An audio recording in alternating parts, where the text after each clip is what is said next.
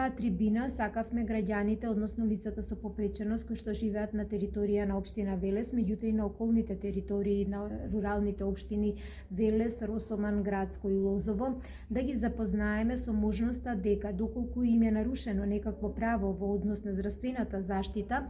дека можат да достават своја представка, односно поплака до Комисијата за унапредување на правата на пациентите, која што веќе активно работи 2 месеци во рамки на општина Велес.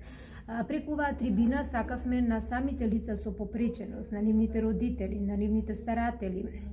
невладините организации кои што се грижат за нив преку форма на социјални услуги, да им укажеме на можноста дека доколку е нарушено некакво право од здравствената област, дека тие можат да побараат поддршка од страна на Комисијата, Народниот правобранител и Комисијата за заштита од дискриминација. Ме радува што денес овдека беа присутни голем број на лица со попреченост, нивните родители, потоа беа присутни корисници на социјалните услуги од Вардарскиот плански регион, секако имаше представници од општините како општинска администрација, представници од невладините организации, меѓу кои беше и господјата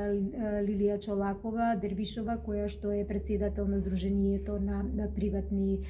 здравствени организации, на општите амбуланти. Ме радува тоа што денес беше присутен и заменикот министер за здравство Јовица Андовски, кој што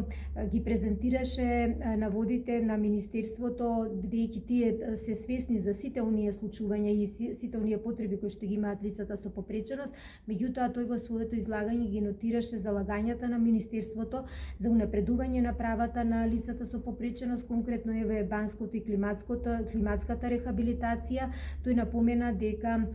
полека од оваа година, веројатно најмногу во наредната година, придружниците веќе ќе бидат на товар на фондот и дека лицата кои што се со некаква телесна попреченост ќе имаат можност, значи, заедно со својот придружник да одат на банско и климатско лекување, при тоа придружникот да не плаќа за услугата. Она што е многу битно, заедно сите, и заменик министерот Јовица Андов и председателката на Комисијата за унапредување на правата на пациентите, господјата Лидија Димова, која што еве денеска образложи, е тоа што сите ние заеднички се трудиме да им помогнеме на пациентите кои што се наоѓаат во некаков ризик, кои што претрпеле некаква дискриминација, и заеднички еве институциите, болниците, здравствените